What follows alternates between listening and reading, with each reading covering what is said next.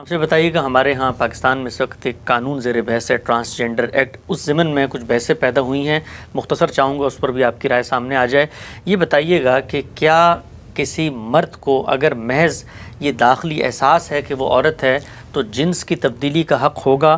اگر وہ جنس تبدیل کر لیتا ہے تو پھر اس کے بعد جو دینی شرعی فقہی احکامات ہیں، مثلا یہ کہ وراثت کا مسئلہ ہے، اس کو مردوں کی ملے گی، عورتوں کو ملے گی، عورت بنتا ہے تو کیا اس کے بعد اس پر ماں کی ذمہ داریاں عائد ہوں گی؟ تو جنس کی تبدیلی محض اپنے ایک رجحان کی وجہ سے کیا مسلمان معاشرے میں دینی فقہی شرعی لحاظ سے یہ کرنے کی اجازت ہوگی؟ میرے خیال میں اس میں دو الگ الگ پہلو ہیں۔ ایک یہ کہ کوئی آدمی یا کوئی عورت اپنے باطنی احساس کا اظہار کرتا ہے، کر لے۔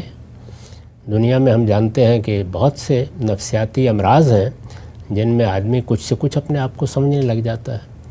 اگر اس میں کوئی طبی پہلو سے اس کی مدد کی جا سکتی ہے ضرور کرنی چاہیے، وہ بھی اگر اطباء کی طرف اور خاص طور پر نفسیاتی علاج کرنے والوں کی طرف رجوع کرتا ہے وہ بھی کریں۔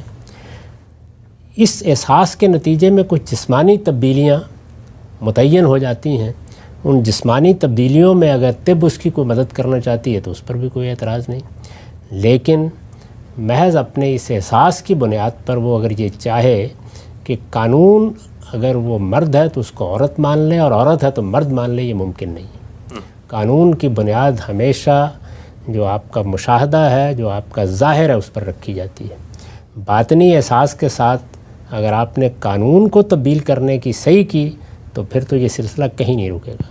اس لیے قانون سازی کی حد تک تو مرد وہی ہے جو ہمارے مشاہدے کے لحاظ سے اور اپنی جسمانی علامات کے لحاظ سے مرد ہے، اور عورت وہی ہے جو ہمارے مشاہدے کے لحاظ سے اور اپنی جسمانی علامات کے لحاظ سے عورت ہے۔ دعویٰ کرنے کو آدمی پیغمبری کے دعوے کرتے رہے، خدائی کے دعوے کرتے رہے ہیں، اور ہمارے ہاں تو اور بھی زیادہ خطرناک صورتحال پیدا ہو سکتی ہے۔ میں آپ کو بتاتا ہوں، اپنی پچھلی پبلک لائف میں نے ایسے کئی لوگوں سے ملاقات کی ہے جو کہتے تھے کہ ہم تو لاہور کے کتب مقرر کیے گئے ہیں، یا ہم فلاں علاقے کے ابدال مقرر ہیں۔ تو آپ جانتے ہیں اس کا مطلب کیا ہوتا ہے؟ اس کا مطلب یہ ہے کہ اللہ تعالیٰ نے نظم ان کے سپرد کر دیا ہے۔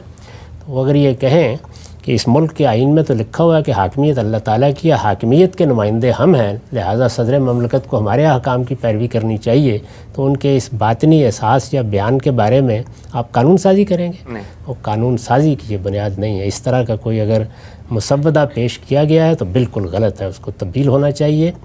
دنیا میں جو علامتیں ہمارے مشاہدے میں آتی ہیں جن کی بنیاد پر یہ الگ الگ صنفیں قائم کی گئی ہیں، انہی کا اعتبار کیا جائے گا۔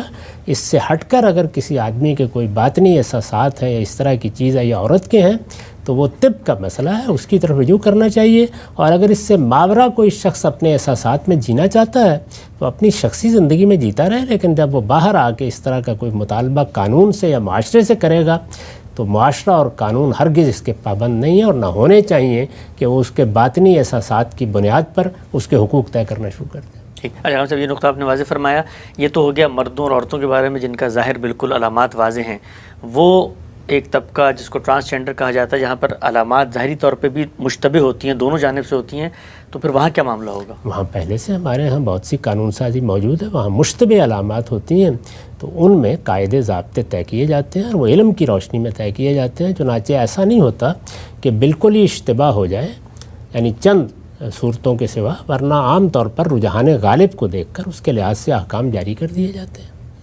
ٹھیک، اور اگر ان میں سے کوئی مثلا آگے نکاح کرنا چاہے یا اس طرح کی چیز کرنی چاہے تو جو اس میں اصل آپ بیان کرتے ہیں کہ جی پاکیزگی عفت کا تعلق ہے، وہ اس طریقے سے اگر وہاں منعقد ہو سکتا ہے تب وہ معاملہ آگے بڑھے گا، ورنہ یہ ظاہر ہے اس میں بھی جو جسمانی علامتیں ہیں، جو تعلق پیدا کرنے کے فطری ذرائع ہیں، اگر وہ میسر ہیں تو ظاہر ہے کہ نکاح بھی ہوگا، اولاد بھی پیدا ہوگی، کوئی اس پہ معنی نہیں ہے۔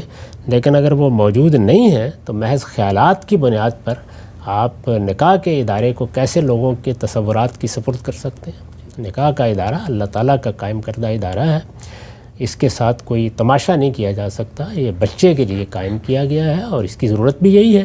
اگر کوئی نکاح کے قابل نہیں ہے کسی وجہ سے تو جس طرح دنیا میں دوسری چیزیں ہوتی ہیں ان میں پھر وہ آدمی اس طرف قدم نہیں رکھتا، تو یہ اجازت نہیں دی جا سکتی جب تک مرد مرد نہیں ہے اور عورت نہیں ہے، نکاح کا رشتہ قائم نہیں کیا جا سکتا۔ خام صاحب، پاکستان کے سینٹ میں موجود کیے گئے ایک قانون کے حوالے سے خام صاحب نے جو ضمنی آراء پیش کی جاتی ہیں، استفادہ کیا ہم نے، وقت ہمارا یہاں پہ ختم ہوتا ہے، انشاءاللہ دوبارہ حاضر خدمت ہوں گے، اب تک آپ کا بہت شکریہ۔